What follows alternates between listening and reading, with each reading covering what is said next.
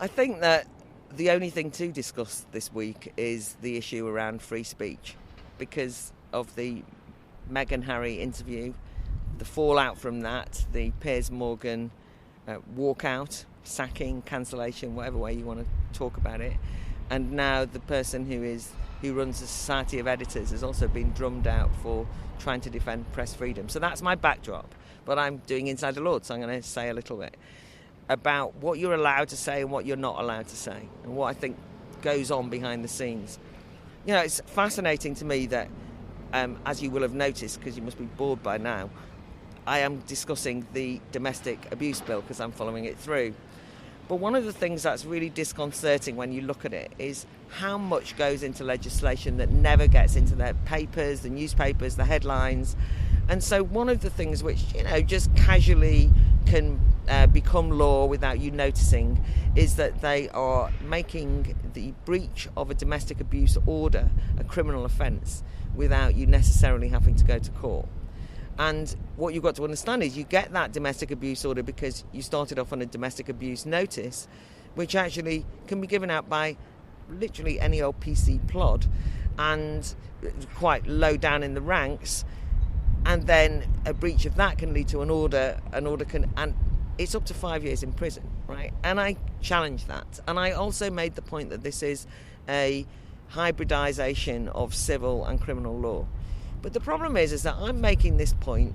I was right to make it about the particular amendment which was put forward by Lord Paddock and Lady Hamwee.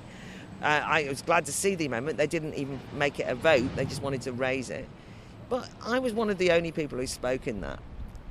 Then you get the shock because you realise that actually this has already happened. It's already in the law. They're just tightening it up. Things just sort of squeezed up. So you realise how much of this paraphernalia is already there.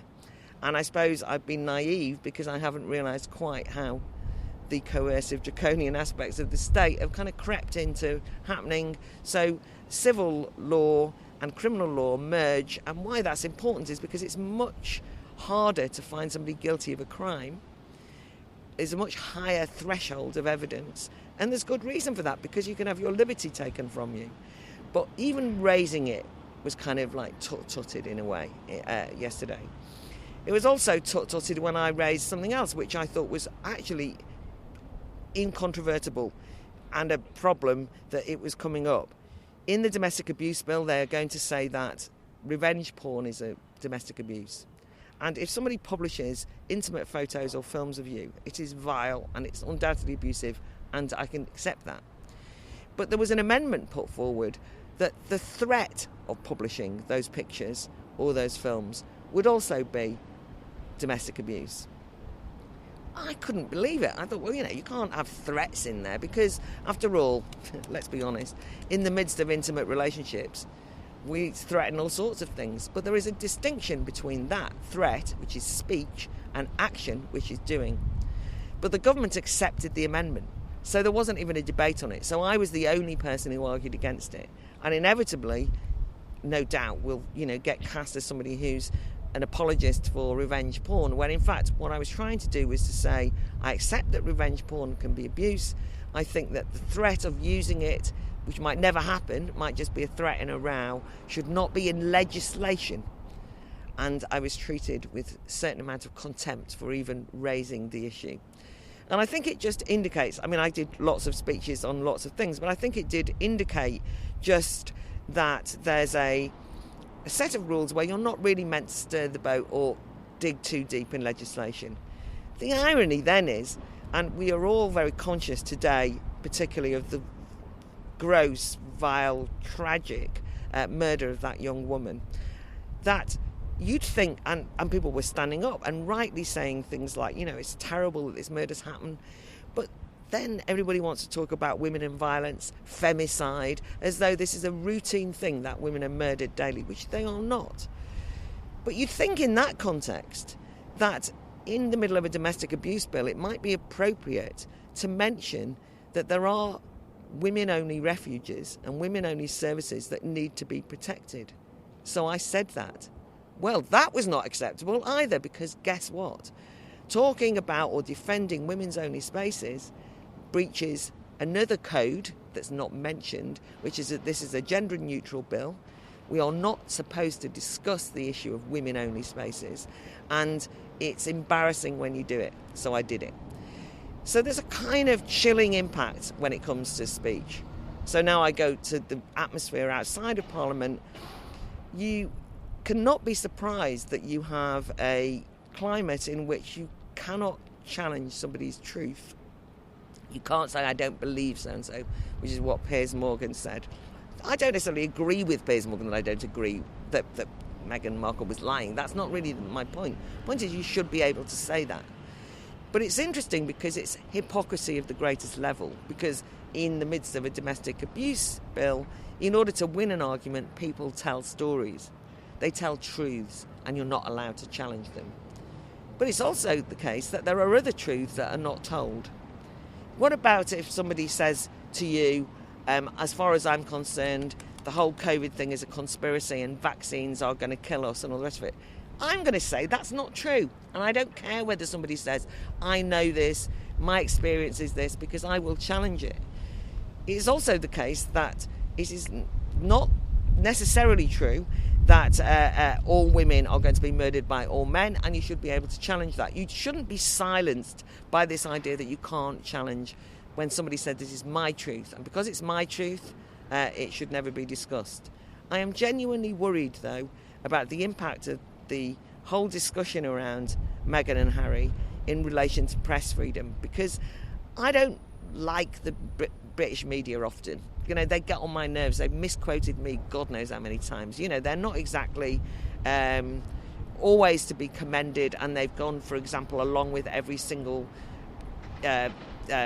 aspect of the fear-mongering around the pandemic in a way that really exasperates it, the scaremongering, and I find it very hard to stomach.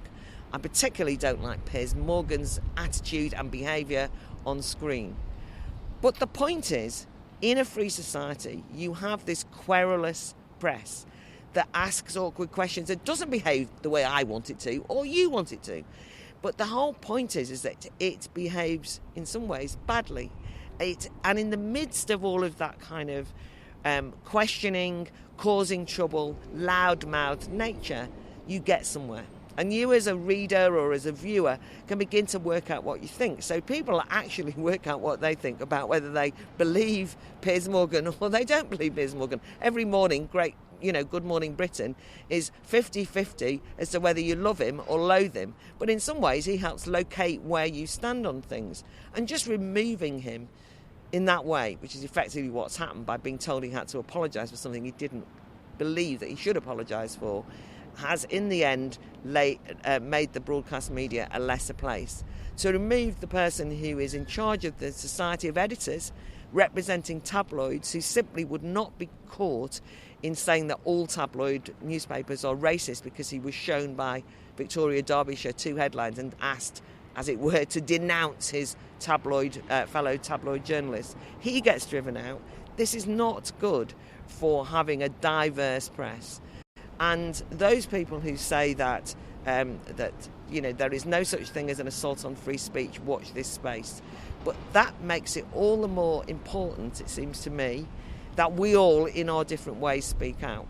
For now, at least, I'm in a protected space in the House of Lords. I can't, and it's undemocratic, be easily cancelled. So I will use every opportunity that I can in the House of Lords to say querulous, difficult things and to ask questions. Luckily, that's not my only life, and the Academy of Ideas continues to represent an organisation that fights for free speech, but also creates a public square in which free speech is allowed. And we can't wait to go back to live face-to-face debates, but before then we've got still some of our brilliant Zoom lockdown debates. So coming along to the next one, which is actually on road closures and whether the authorities in London and councils around the country have used coronavirus to bring in anti-car measures, absolutely inconveniencing local people, and we will be discussing whether that's a good thing or not. So, free speech has to be fought for, and it has to be lived, and it has to be spoken about in order for it to survive, and we've got a real fight on our hands.